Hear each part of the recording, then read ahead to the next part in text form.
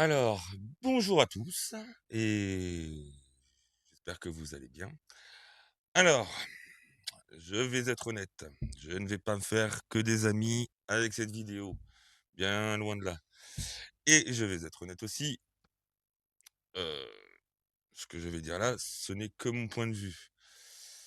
Alors, comme, vous l'aurez deviné au titre de la vidéo et à la première page, nous allons parler, de la résolution dénonçant les accords franco-algériens de 1968, qui est une proposition, qui est un texte du RN et qui a été adopté à l'Assemblée nationale, à une voix près, hein, 185 contre 184.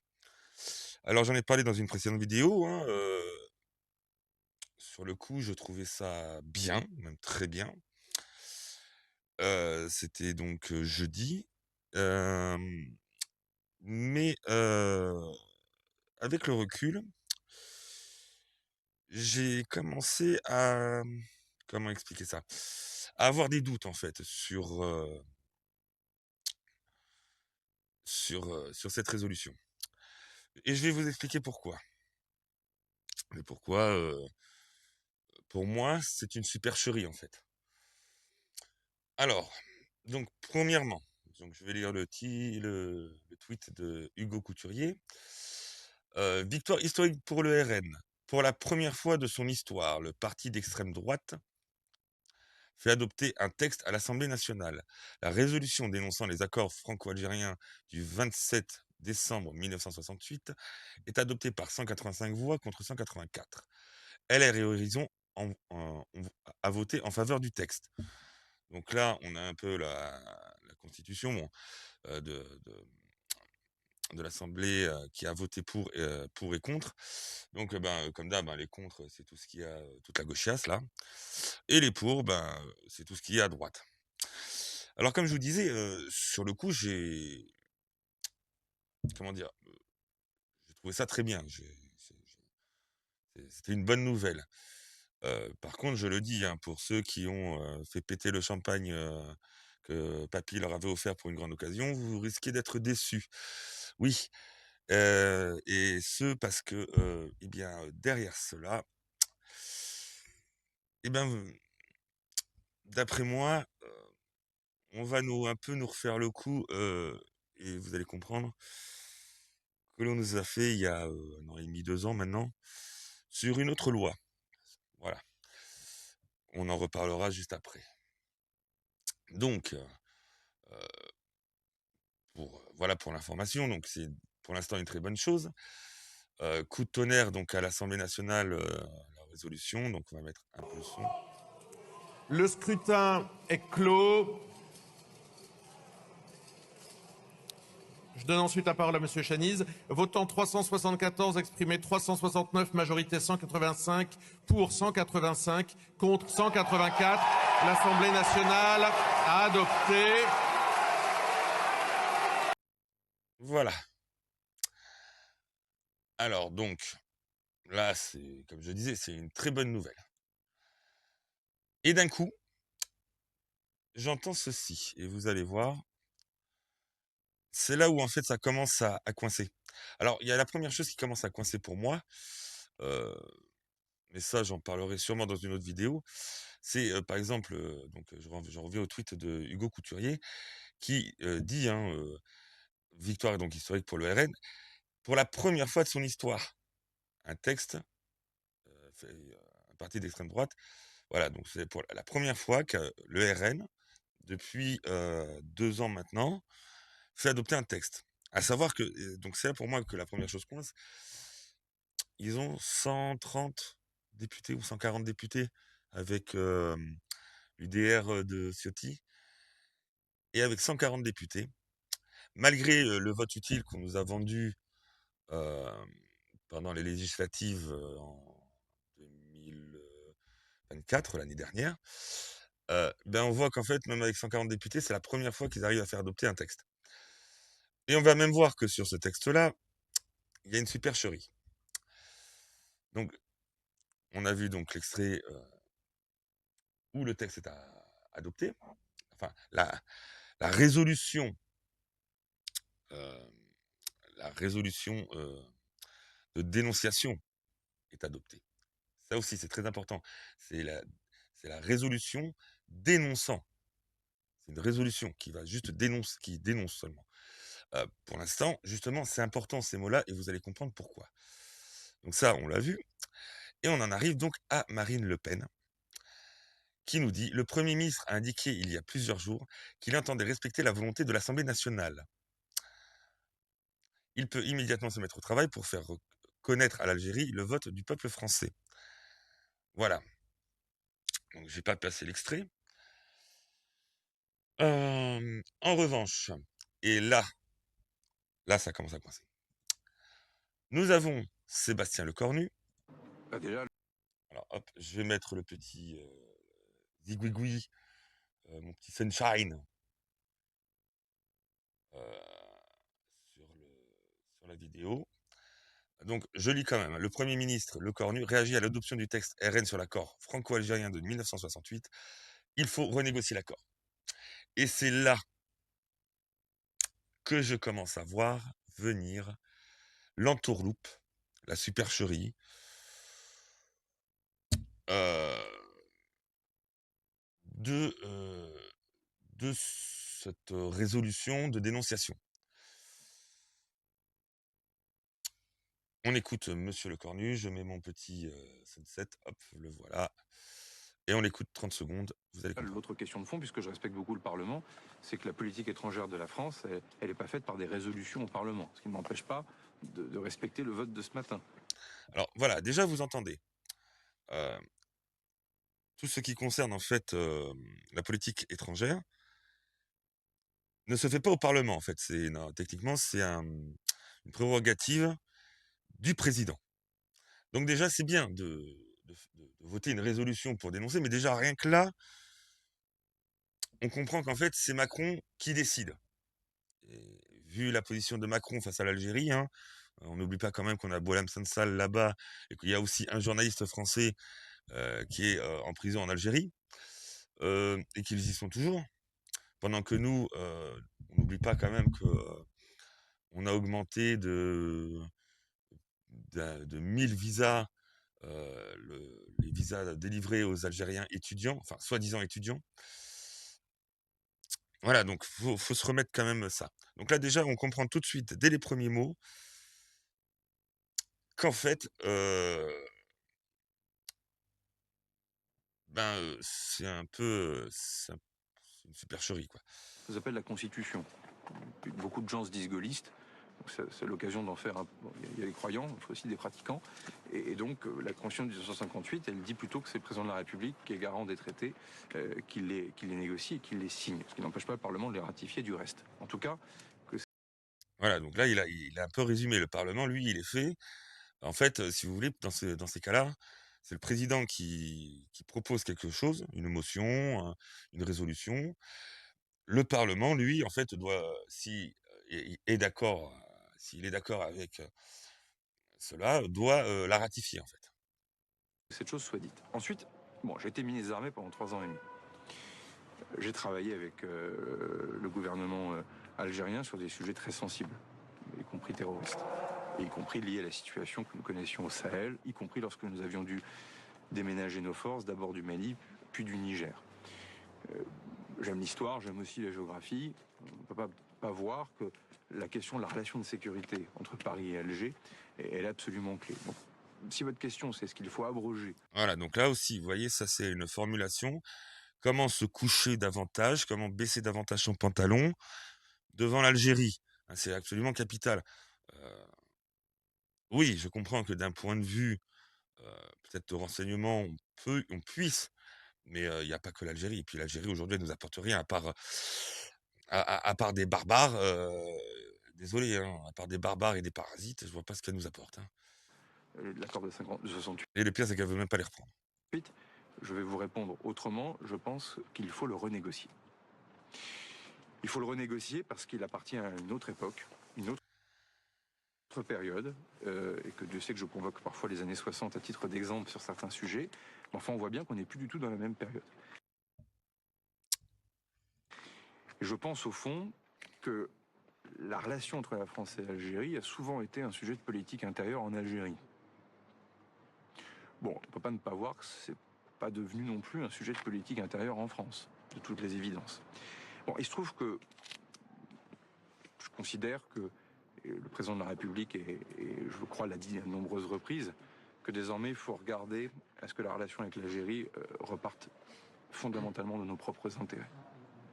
Et c'est pour ça que la renégociation de l'accord, en regardant nos intérêts de sécurité, peut-être aussi d'ailleurs des intérêts économiques, mérite à mon avis que l'on s'y mette. Et je pense que Donc c'est pour ça que, comme je vous disais, on a toujours un journaliste et Boualem Sansal enfermés en Algérie. C'est pour ça qu'on a délivré 1000 visas en plus pour les étudiants. C'est pour ça que on laisse euh, des, des ressortissants algériens qui normalement sont sous UQTF sur le territoire français.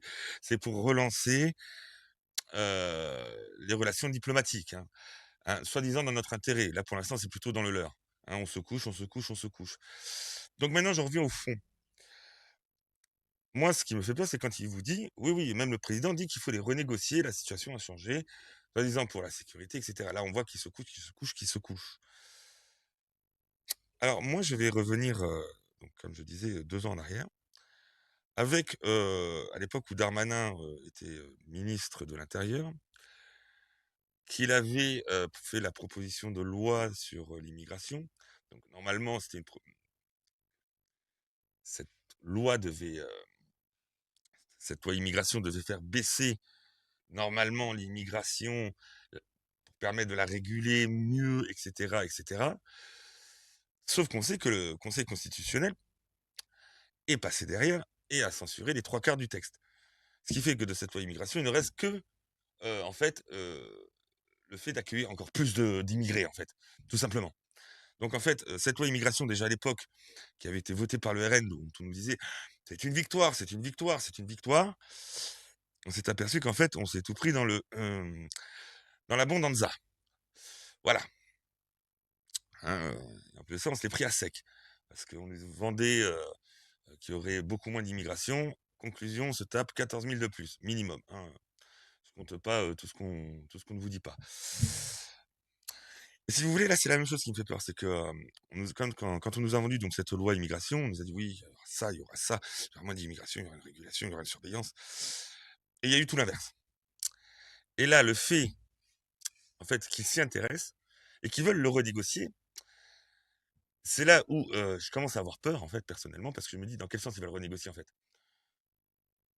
Il va le renégocier réellement aux avantages de la France. Et pour l'instant, on voit que c'est quand même très mal parti parce que quand on se couche comme ils le font là avec Jean-Noël Barrot devant l'Algérie, hein, qui nous insulte, qui nous rabaisse, faut pas oublier quand même tout ce qu'on leur a laissé. On leur a créé le pays. Hein. L'Algérie, c'est la France qui l'a créé. Avant, c'était juste un territoire ottoman qui appartenait à la Mauritanie. C'était un truc laissé à l'abandon. Il y avait les barbaresques. Hein, on n'oublie pas la traite arabo-musulmane. Hein, les razzias en Europe qui ont fait presque plus d'1 million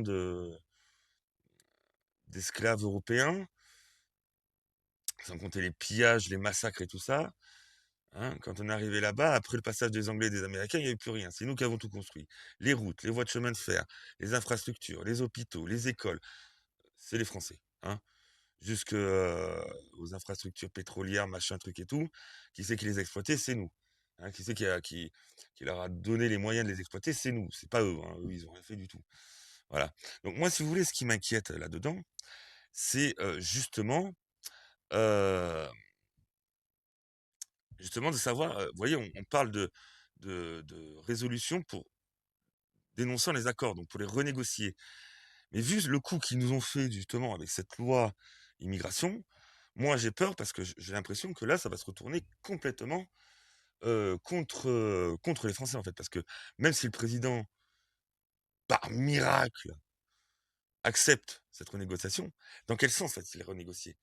Vu qu'on sait que Macron ne travaille pas pour la France, mais il travaille pour ses intérêts, et surtout les intérêts de ses sponsors dont le Qatar, dont Soros, dont le Forum économique mondial, dont est issu von der Leyen et tout le reste, on se pose la question, pour qui vont être négociés réellement? Là, il nous dit pour le bien de la France, dans l'intérêt de la France. Tout ce qu'ils font depuis 40 ans va à l'encontre des intérêts de la France. À chaque fois, ils vous disent, c'est dans les intérêts de la France. Honnêtement, quand vous réfléchissez à tout ça, ça vous titille pas un peu quand même? Non, franchement, ça vous titille pas un peu? Parce que moi, ça me titille. Moi franchement, là, vous voyez, j'y ai réfléchi depuis 2 jours et je me dis: «Merde, c'est vrai qu'ils nous ont déjà enflé, plus d'une fois». Et là, la façon dont ils parlent, à utiliser, cette dialectique, ce vocabulaire précis, m'incite à penser qu'en fait, là, ils sont, sur le point de nous réentuber, mais royalement, en fait, hein. Parce que si vraiment ces accords sont remis en question, qu'est-ce qu'ils vont nous pondre? Surtout dans la situation actuelle. Si vous voulez, même avec, je suis pas vraiment pas un fan du RN, hein, surtout pas en ce moment. Mais je me dis que même avec le RN, ça aurait été, le Marine Le Pen, présidente, j'aurais eu moins d'inquiétude. J'aurais eu moins d'inquiétude. Honnêtement, hein, j'aurais eu un peu moins d'inquiétude. Avec Zemmour, président, j'aurais eu aucune inquiétude. Je sais que, il aurait trouvé des moyens légaux, quitte même à faire passer ça par référendum. Réellement, hein, lui, là-dessus, et je vous expliquerai aussi pourquoi, oui, je soutiens Reconquête et Zemmour plus que le RN, heu, et cetera. Mais ça sera une prochaine vidéo. Je me perds pas. Donc pour en revenir là, si vous voulez, c'est là où je me dis: «Merde, il y a potentiellement une supercherie dans l'histoire. Très potentiellement une supercherie et on va très potentiellement surprendre en fait un vrai retour de bâton, hein, dont sont habitués, toute la classe politique, macroniste et de gauche depuis 10 ans maintenant et pour la gauche depuis 40 ans, hein. Je vous dis, à chaque fois que la gauche a voulu faire passer une résolution en vous disant, «C'est pour le bien des Français», on s'est aperçu par la suite que c'était absolument pas pour le bien des Français, hein, ça nous a foutus dans la merde. Aujourd'hui, si on est dans la merde, c'est à cause de résolutions de la gauche, soi-disant pour le bien des Français. Voilà. Et enfin, pourquoi j'ai titré cette vidéo Les accords de 68, la supercherie du RN, avec un point d'interrogation quand même, hein. C'est parce que en décembre 2023, donc ça fera 2 ans dans un mois, le LR avait déjà proposé carrément la suppression de l'accord. C'était même pas la renégociation, c'était même pas la dénonciation, c'était la suppression totale. C'était en 2023. Le texte avait été porté par le LR à l'époque. Le texte,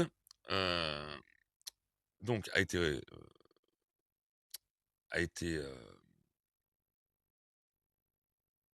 comment dire? Retoqué. Alors, à 40, 41 voix près. Non, 37 voix près, voilà, à 37 voix près, pardon. Donc voilà, donc il y avait le 7 décembre 2023, un scrutin pour supprimer carrément l'accord, franco-algérien de 68. Il manquait 37 voix. Il y avait 40 députés RN absents. Voilà. Et les députés RN, pour justifier leur absence, ont dit que ce texte était simplement inutile et purement symbolique. Sauf qu'en fait, il y a 2 ans déjà, on aurait pu réellement discuter de carrément la suppression, même pas renégocier, même pas le dénoncer, non, non, supprimer. Et c'est là où je dis qu'aujourd'hui, il y a une supercherie. On vous dit, c'est une victoire du RN. En fait, la victoire du RN, c'est pas d'avoir fait voter cette résolution. C'est que c'est le premier texte proposé par le RN, avec ses 140 députés, UDR compris, qui a réussi à faire voter un texte de loi. Vous imaginez un peu la supercherie là-dedans? Donc ça fait en fait, en clair, quand tu comprends ça, tu comprends que ça fait depuis 1 an qu'on a des députés RN qui ne servent à rien. Puisque ça fait 1 an, alors qu'ils sont 140, qui n'ont pas réussi à faire voter un seul texte de loi. À part aujourd'hui celui-là, justement. Enfin, texte de loi. Là, c'est une résolution de dénonciation. C'est pas un texte de loi. Donc voilà, si vous voulez, quand je mets tout ça bout à bout, je me pose des questions sur cette résolution. Et je pense légitimement. Après, c'est à vous aussi de vous faire votre propre idée, de vous renseigner de votre côté. Peut-être que je suis passé à côté de certaines choses. Mais voilà, moi, de ce que j'ai en main là, comme élément, je crains qu'en fait, si cette résolution de dénonciation vraiment est actée par le président et qu'on renégocie justement cet accord, je crains sincèrement que ce soit pas réellement à notre avantage et que ça soit vraiment, comme d'habitude, on va vraiment se faire enfler et on va la voir vraiment, vraiment, vraiment, on va s'en prendre plein la tronche. Voilà. Bien, bah écoutez, dites-moi ce que vous en pensez dans les commentaires. J'espère que vous aurez aimé la vidéo. Si c'est le cas, un pouce, un like. Si vous le voulez, abonnez-vous à la chaîne, ça fait toujours plaisir. Et n'hésitez pas hein, vraiment à me dire en commentaire, ça aide aussi pour le référencement, mais j'accepte tous les points de vue justement, et je suis très ouvert au débat. Donc n'hésitez pas. Sur ce, je vous souhaite une bonne continuation et je vous dis à bientôt.